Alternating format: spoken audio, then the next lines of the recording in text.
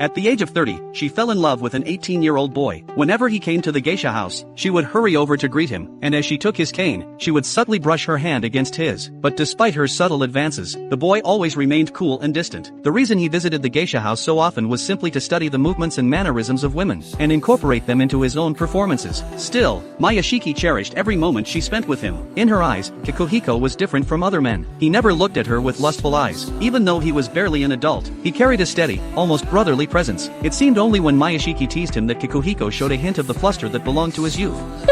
面白い人。キクさん、いい匂い。もう帰らないと。